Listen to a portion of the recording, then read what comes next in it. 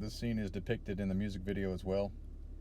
And here we see Joe B from the sign above. It's Joe Bonham, but here we're focusing on Joe B. And then he is running for president because you see the American flag on the right with a woman who's to his left. And I tell you what I'm going to do.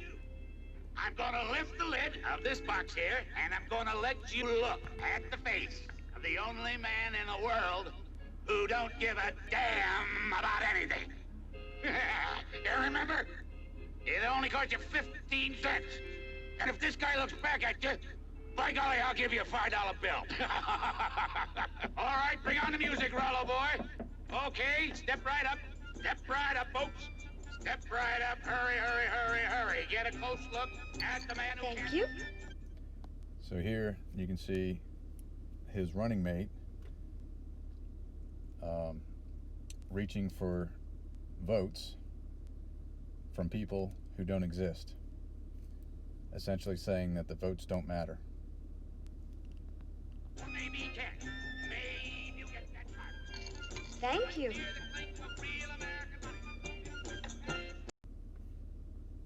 Of all the people in the world, only with me will you be safe from time. Like a fresh flower. Like a rose. I'm not. Nobody loves me anymore. Oh, I do, Kareem. Like a rose, like a fresh flower. Okay. Now we have Kareen's father, who's a police officer. Stop that. What happened to you? You told me you know how to treat it. Then you got her pregnant, went away and stopped writing to her. Then you got her pregnant, went away and stopped writing to her. Okay? Pregnant is the key here. I didn't know.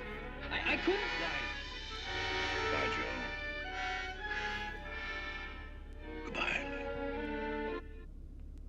So he's a police officer who's saying goodbye. What this represents is defunding the police. You can call that one a reach, which it could be, but most of the things from this movie have happened this year. So that's what this could represent. Now we're going to go over to the pregnant part, and we're going to go back to Egypt for that. So here again are the dirty feet, the nurse feeding Joe, and then we're going to go over to this neighboring city, which looks like a cross-section of the reproductive system of a woman. Okay.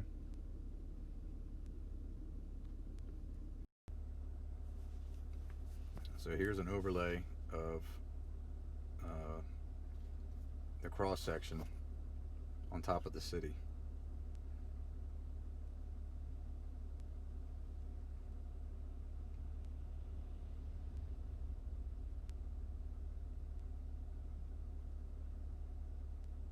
Okay, you can see where the uterus is, and in that area there's a little bean shape. There's a park there, I think, in real life, but there's a bean shape there, and if you can't tell, that's a phallus getting her pregnant. But there it is. There's a city that's modeled after a woman's reproductive system.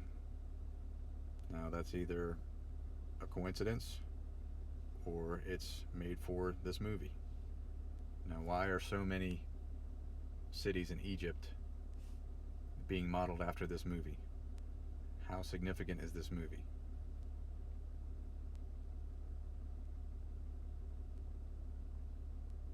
There it is again. You be the judge. So now Joe has a new bed and a new nurse and she filled up a small glass jar, and she's going to put it on the table over here.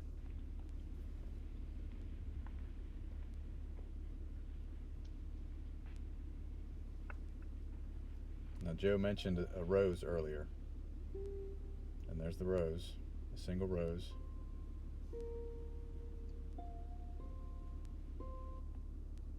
Now, we're going to go back to Egypt, and I'll show you one more thing.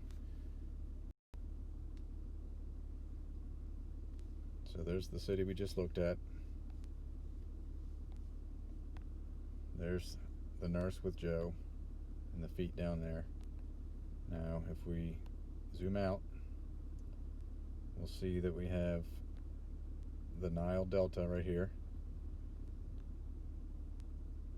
Okay, it's just a V shape.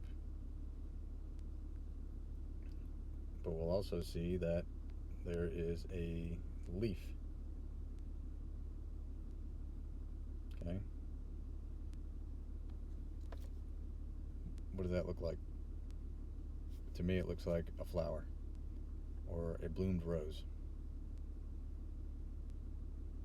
It could be a coincidence, but based on all the other symbolism I found, this was done on purpose. How long would it take to make this? How long would it take to make this city green like that?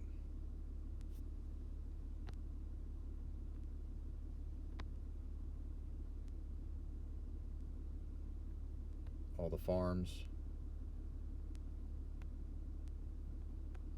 This movie was made in 1971.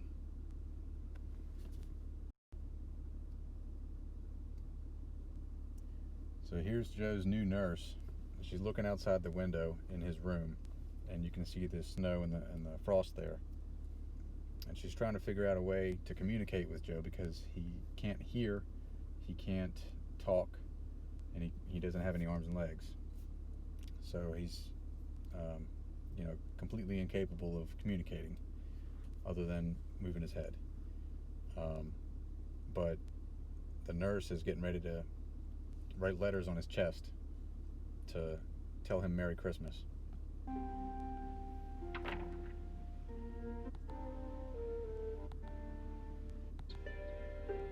What are you doing? Merry Christmas! Merry Christmas! Merry Christmas! Merry Christmas! Merry Christmas! Merry Christmas! Oh, God! I've got a date to count from. By counting Christmases, I can tell when it's spring. I can tell when it's summer. I can smell leaves burning in autumn. So Christmas is significant. That's the first day that he's been told after the explosion, what day it is. So now he has a date to go from. So a starting point, essentially.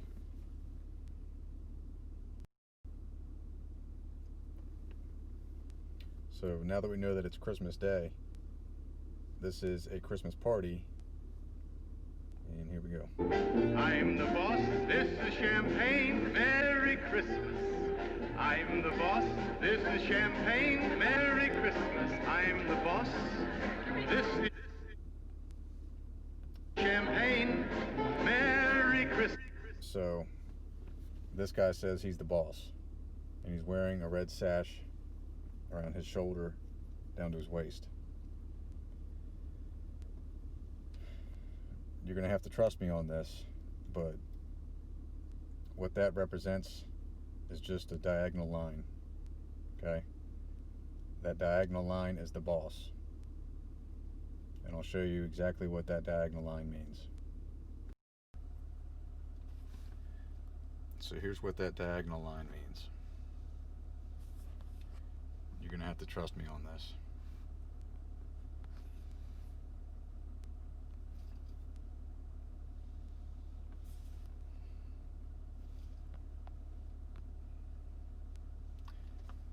Any company that has a diagonal line on their logo or their website, just like this, is at the top of whatever's happening, according to everything I've found. I'm not making any claims, it's just what I've found. Also, I just happened to notice on the board of the RFK Human Rights Organization are some of the most wealthy, powerful people in the world. CEOs, board of directors, from every facet of the economy. Banking, politics, law, entertainment, everything. I'm not making any claims. I'm just showing you what I found.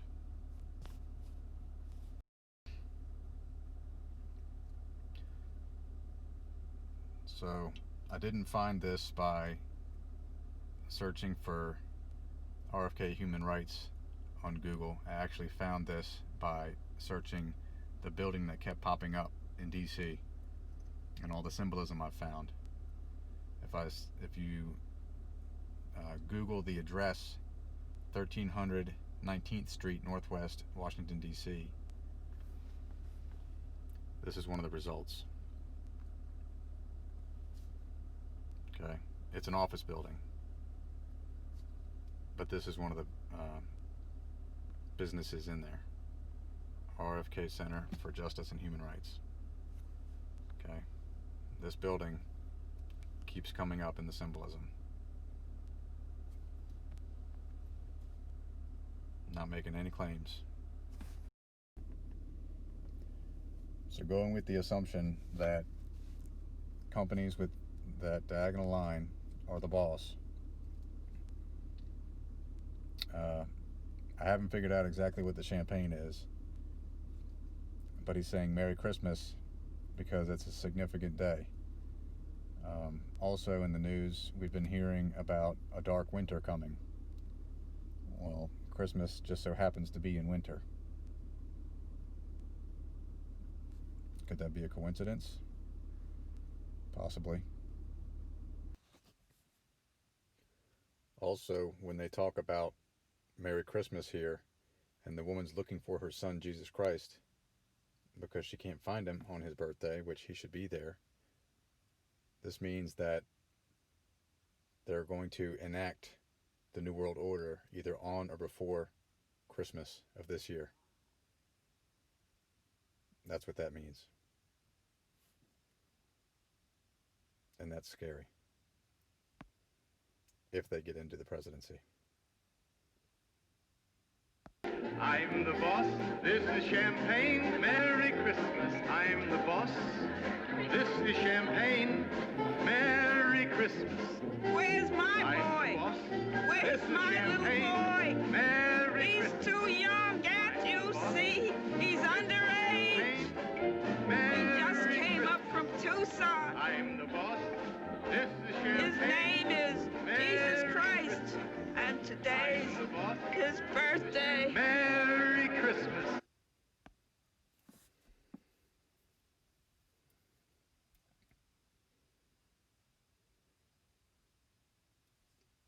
This is it, folks.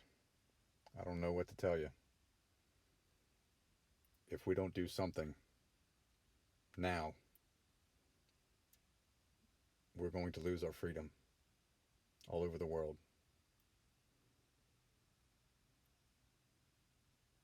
I hope you see it. Here we have a gentleman who's going to resemble St. John the Baptist again, and we're going to listen to what he says.